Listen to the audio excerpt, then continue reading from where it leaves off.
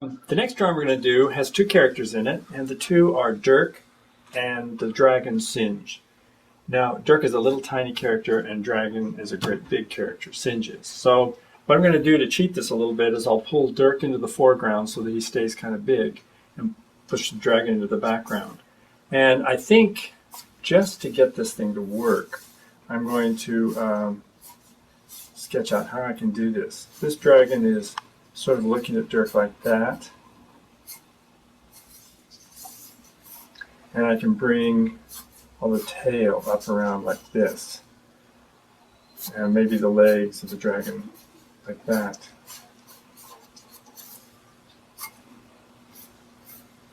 So I think that's going to work.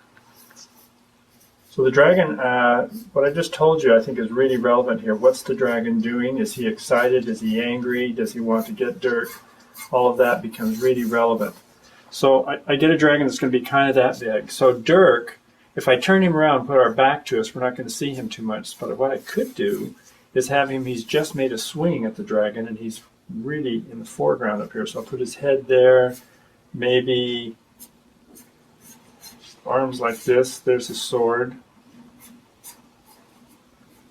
And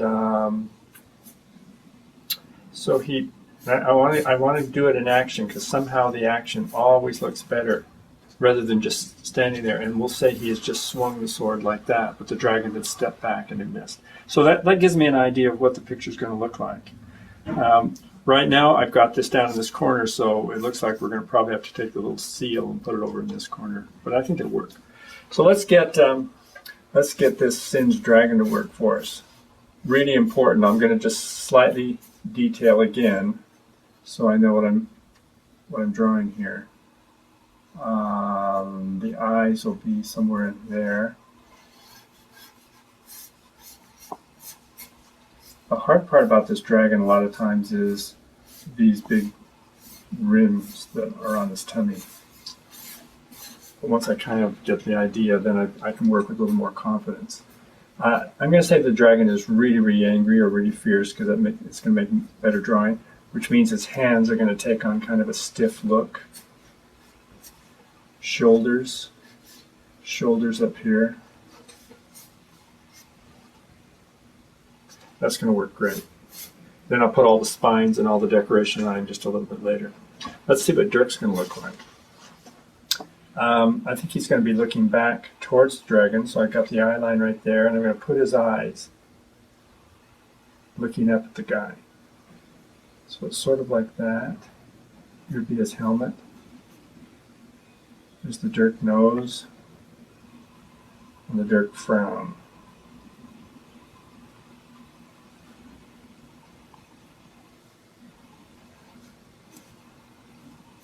That works. And his shoulders. It's really hard with human characters. You have to get the anatomy just right, or anyone looking at it says, it doesn't look right. And they'll spot it immediately. Even if they're not an artist, they'll spot it.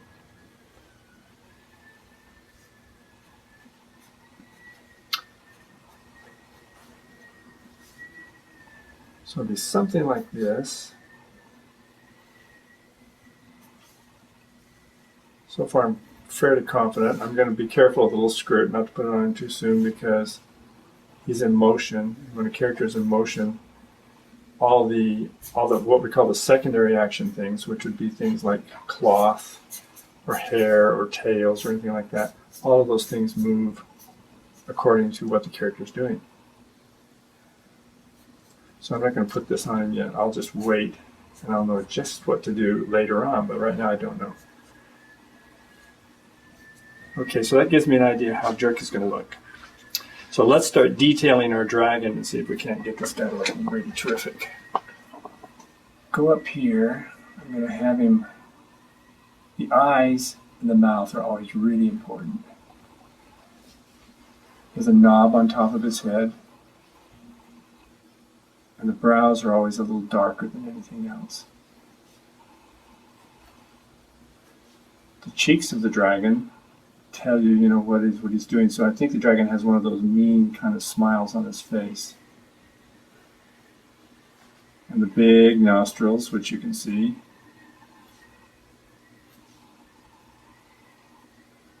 When we were first learning how to draw this dragon, everybody had a lot of fun with it because we hadn't a clue. No one knows what a dragon really looks like, unless you look at the kimono dragons, and you just don't know. So you have to make something up. So we stuck right on his bottom of his chin these two great big warts with these little growths that come out of them. And we went up at the top of his head, on the knot on top of his head, and did the same thing, so that he has these appendages that come out of his head. And it made him really interesting. And we thought, well, why not put sort of like out of the same point right here, we're going to put these big fan-like things on his cheeks, which are like fins. And he suddenly got very interesting. And what we use these for is whenever he looked like he had a burst of adrenaline, these things would open up and these would straighten out so that it gave us little appendages that gave him expression. We thought we were so clever in those days. Now I'm getting the regular dragon tongue right now rather than having just spit the fire.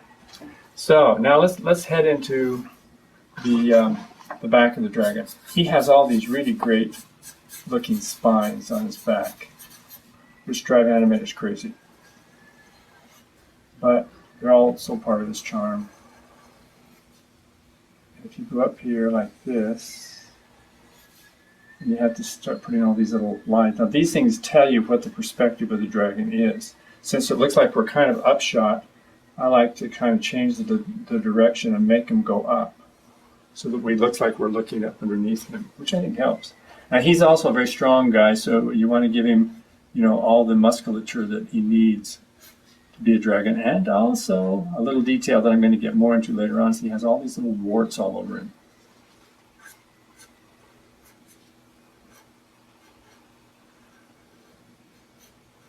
So there we go. Let's draw his chest. On the chest, I'm going to continue these.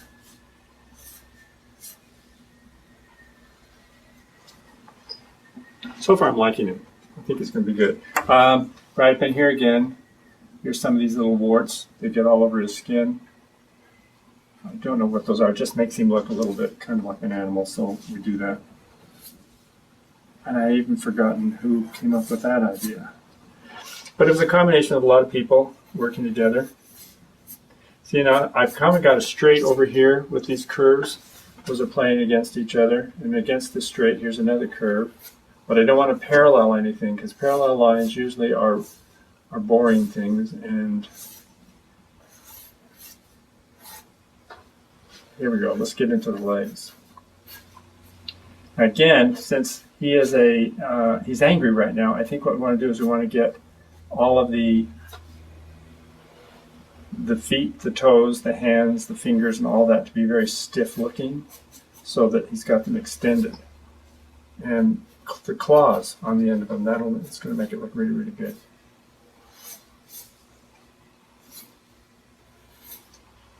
All right. And right here, we'll do this, this, this, this, and then get this other leg. And he has big fleshy legs, so don't be afraid if you're trying to draw this guy to make them kind of big and flat and fleshy, but also a real fleshy knee.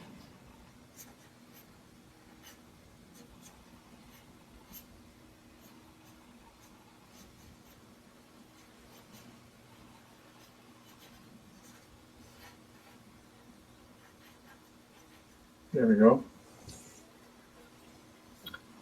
And then on the spines, we won't see all the spines on the back of him. You'll see some over on this side. And then they pick up once again when you see the top of his tail. And they're not all the way down. I've chosen to put them partially down, and then there's a little smooth part where maybe some have fallen off, and then there's a few more, and then there's a few more. And I'm using this tail to draw attention to Dirk, who's out here in the open. So this is going like this. It's leading you right to look at Dirk. There's the bottom of his tail, a few more spines, not too many. It's what you leave out sometimes that makes it look good. Okay, let's do the other hand up here.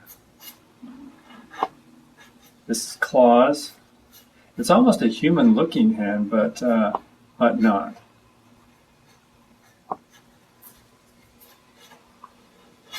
This is foreshortened. So there's the bicep. Here would be the elbow down here. And then we decorate it with the few little warts. That does that. All right, let's finish off Dirk for us. We're almost there.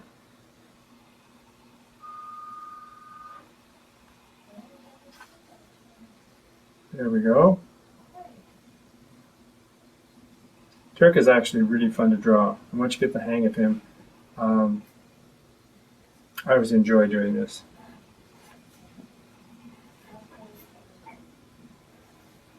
Sometimes I can't exactly talk why I'm doing some of the things, but it's sort of an intuitive process after a while. So you get to know when the line is in the right place or it's not. Don't be afraid to use your eraser, because that's why we make mistakes. You just admit them, erase it, and go on.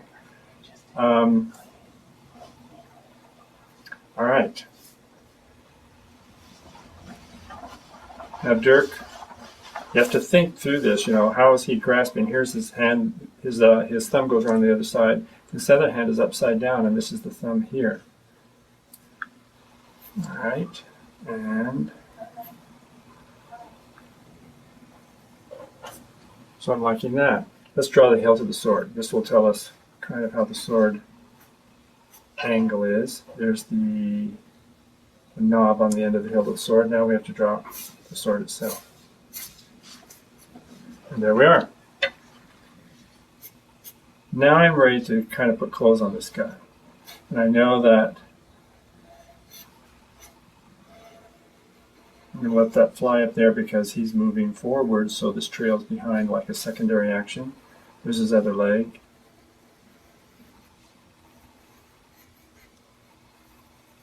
If it looks like at any time you don't like the way you've drawn this, just erase, and as long as you're drawing with a fairly soft pencil, you don't have a problem because you haven't grooved the paper. He has big, big legs down to him, almost no ankles at all. And no one knows why he has no ankles. We're just accept it. So there's your Dirk. Now the last thing to stick in, of course, is these lines, speed lines that indicate the swing that he just took. And a little bit of a shadow will put him on the ground. And there you have Dirk and Singe. Okie doke.